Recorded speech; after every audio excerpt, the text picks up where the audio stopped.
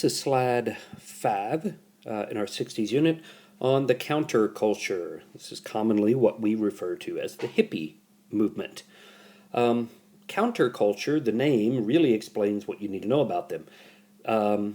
They go and they live a lifestyle counter to what the culture of America says it should be.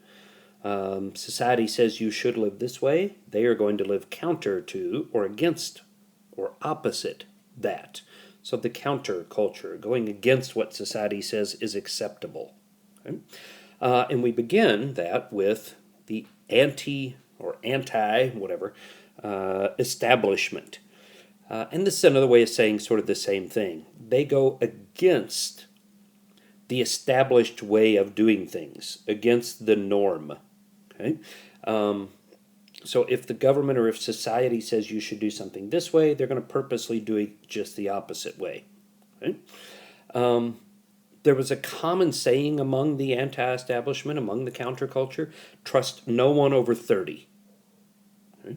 That anybody over 30 simply does not have your best interest at heart. Okay? Anti-authority protests, anti-establishment protests would spring up on college campuses. The University of California at Berkeley was probably the most well-known of the protest campuses. Cal Berkeley, it was known, University of California at Berkeley.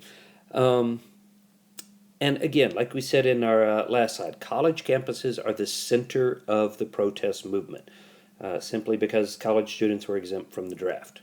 Okay? Now, two things really sort of define the counterculture movement. Sex and drugs. Okay? And if you want to throw in a sex, drugs, and rock and roll, you can. And we're going to talk about all three of those today, kind of tied in with the counterculture here. And we will start with the drug use, because more than anything else, the counterculture is known for drug use. Marijuana and LSD were the two most common drugs of choice in the 60s. And they are hallucinogens, which means they make you see things that aren't there or see things as they really aren't. And the big name in the drug culture was Timothy Leary. Timothy Leary. Now, this is a picture of Leary up here. Leary was a Harvard University professor. And Leary would conduct experiments with LSD. Now that wasn't all that common, or that uncommon, not that uncommon. What Leary was doing though was experimenting with LSD on his students. He would get together with his students in theory to conduct experiments, but really it was simply, an excuse to get together and drop some acid. And the counterculture loved it. They said, look, you're telling us drugs are bad, and here's a professor at one of your most prestigious universities saying drugs are good. Do drugs. So the fact that Leary is promoting them really helps kind of give the counterculture some credibility here. Okay? The slogan that is most often associated with Leary and the drug use of the counterculture is turn on, tune in, and drop out. There, up in the corner of your slide, you see there. Turn on, tune in, and drop out. This was the mantra, the motto, the slogan associated with them. And Leary would preach this to young people across the country. Turn on to our lifestyle, the way we do things. Tune in to what we're saying. Tune into our message. Drop out of society. Drop out of, accepted society. What your parents say you should be doing, what the government say you should be doing. Turn on, tune in, and drop out was Leary's sort of mantra here. Right? Now, that's the drug sort of culture. Sexual attitudes in the 60s was basically a sex without consequences. Right?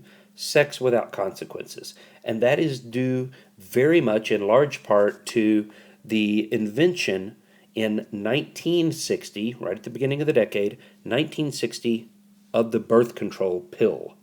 Suddenly, the possibility of sex without consequences was possible. Okay? Whenever, wherever you were, and that was the mantra, sex whenever, wherever, with whomever.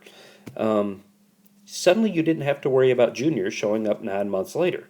The birth control pill allowed for sex without consequences to become not just a reality, but the norm for the counterculture.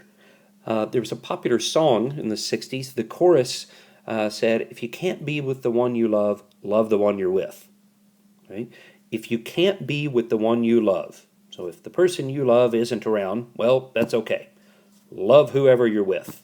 So, sex wherever, whenever, with whomever was the norm in the counterculture. Right? And much of the sex was done while high on drugs. So the sex and the drugs tied in together very, very neatly. Okay? Now, if you're thinking sort of hippies, and as you see in the picture here, right there, that image that comes to mind of what a hippie might look like, we need to talk about communes. Okay? Communes are for those people who grow very discontented, very unhappy with the materialism and the greed of suburban society, the suburbs. Right? And they would withdraw to rural areas, out to the woods, to farms, and they would form communities of their own. They would live in community with one another. They would commune. That's where the name comes from, commune, community. These are groups of people who would go off in the middle of the woods and live and never be seen or heard from again. They were happy if, they would leave everybody alone and just wanted to be left alone. Right? These are the people that would, load up the Volkswagen van and head out in the middle of nowhere, get an old bus, pack everything you owned or everybody, and head out to the middle of nowhere and never be seen again. Right? They wanted to be alone and be left alone and leave everybody alone. They just didn't want any contact with anybody. Now, these are people that would live in a community. So everybody shared in the work. Everybody helped cook. Everybody helped clean. Everybody helped build things. Everybody helped educate and raise the children. They shared in everything. They shared in all the work, including they shared in each other. Partner swapping was very common among communes. Again, sex with whomever, whenever, wherever. Okay. Now, one thing you do have to understand about communes here. Typically speaking, not always, but typically speaking, people in communes made a commitment to live drug-free. Because if you're responsible for, everything you have, including children, you can't be running around hopped up on acid all the time. You can't be stoned all the time. So typically communes lived drug-free lives. Okay? Now, last topic here is music. Nothing really is more identifiable with the 60s than the music of the decade that comes out of it. And really there's 4 different types. Okay? We'll continue rock, which comes along in the 1950s, and sort of the big names in rock music of the 60s. You see the picture on the right here. If anybody knows who that is, say it now. Very good. That's the Grateful Dead. Deadheads, as they were known, were spent most of their life stoned. And I'm betting some of them still do. I don't know, but I'm just guessing. But the Grateful Dead would be the real big name in rock music. The Doors, Jefferson Airplane are really big. Jim Morrison, Jimi Hendrix. Okay, but the Grateful Dead would be the big name in rock music. Okay? We also see, thanks to the war, a lot of protest music and folk music. This is the singer-songwriter. One person would write music and then they would perform their own music. So a lot of singer-songwriter, folk, protest music. Not just war protest, but civil rights protest, anti-poverty songs, and of course a lot of anti-war songs. But the big name in folk and protest music, down here at the bottom, this is very good. Yes, that's a very young Bob Dylan. Um, Bob Dylan would be the big name in protest and folk music. Dylan's still around today. Um, Incredibly well known artist, poet, writer, won a Nobel Prize for his songwriting. Right? Next, we see the British invasion begin as band after band after band would come streaming across the Atlantic into the United States because there was a lot more money to be made here. The big name in the British invasion is the Beatles. Okay? February 12, 1964, the Beatles arrive in America for the first time. 25,000 people, mostly screaming teenage girls, are at Kennedy Airport in, not Kennedy, LaGuardia, sorry, Kennedy, not there yet, LaGuardia Airport in New York City. 25,000 screaming teenage girls there to welcome the Beatles. They hadn't even been to America before, and already they're that popular. But they would lead the onslaught of British bands coming to the United States. The Beatles would go on to have 20 different number one hits in the 1960s. 20 number one hits in the decade, which was amazing. Okay? I Want to Hold Your Hand would become their first one. Okay? And our last different type of music here, Motown. Motown records are founded to record black musicians, black artists. Black musicians had trouble getting recorded by white record companies. So a man named Berry Gordy, G-O-R-D-Y, Berry Gordy, G-O-R-D-Y. And again, I've spelled it twice for you, so that's a hint. You should know that. Berry Gordy founded Motown Records. It would become the most profitable black-owned business in the world. Okay? And it allows black artists to cross over into white mainstream American music. Right? Because most teenagers didn't care whether it was white or black or whatever, they just liked good music. And because teens had money, they would buy it.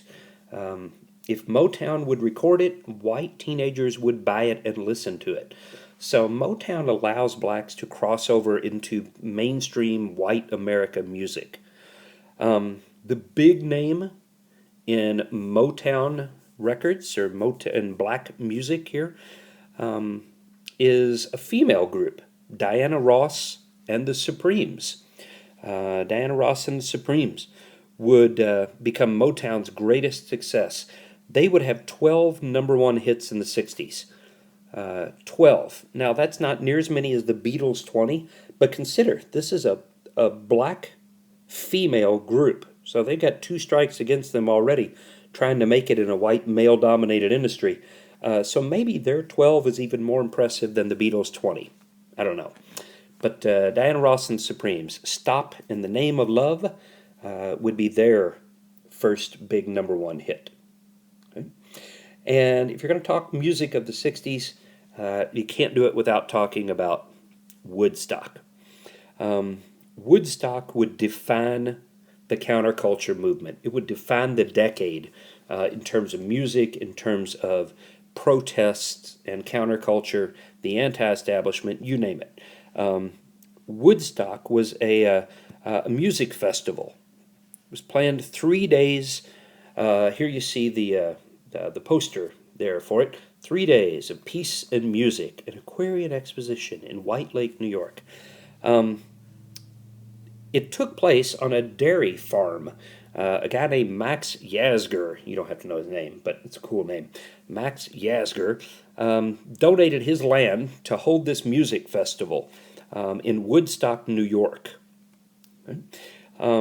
was a hillside, and I'll show you some videos of this, but a couple of really good videos on Woodstock. It was a hillside, sort of a natural amphitheater down at the base of the hill. They set up a stage, and they actually sold 186,000 tickets. 186,000 tickets they sold to this music festival. Anybody and everybody who's in music was booked to play at Woodstock. Eventually, they gave up trying to collect tickets. The fence surrounding the farm was ceremonially torn down, and people just started streaming into the farm. There was an estimated 500,000 people. That's 500,000 people at Woodstock over the 3 days. And basically any sort of sex or drugs or alcohol could be had. The protesters of the music festival, not the protesters, but general mainstream America, wanted to play up the fact that look at how all these people here, all this violence erupted, all these people died, and it just didn't happen that way. Everything I've read, there's no violence at Woodstock. Nobody gets killed in a fight, nobody gets shot, nobody gets stabbed, nothing like that. There wasn't any violence, and it could just be that everybody was so stoned out of their mind and hopped up on pot and LSD that they didn't care about fighting. You know, everybody's just, hey, this is great. You know, enjoy it. Anyway, there were 3 deaths at Woodstock, none of them from violence. One was a heroin overdose. The second one, somebody had a ruptured appendix. Their appendix burst, and they died before they could get them to medical treatment, to a hospital. And a third guy, one guy got run over by a tractor. I guess he was stoned, wandering around, passed out in this field, and a guy ran over a farmer, ran over him with his tractor. So there were 3 deaths at Woodstock. There were 2 births at Woodstock. 2 babies were born at Woodstock, which I think would be the coolest claim to fame ever, to be able to say that you were born at Woodstock. God knows how many babies were conceived at Woodstock. But 32 musical acts appeared on stage over the 3 days. And this concert, this festival, would define the decade. They've tried to recreate it every now and then, and it just doesn't work because it wasn't just about the names, the music. It was about what was going on in the country at the time. It was about the protests surrounding the war. It was about the counterculture movement, young people going out on their own, finding their own way. It's about peace and love and not war and violence. So you can't recreate that. It was a once-in-a-lifetime thing, the 3 days of peace and music at Woodstock.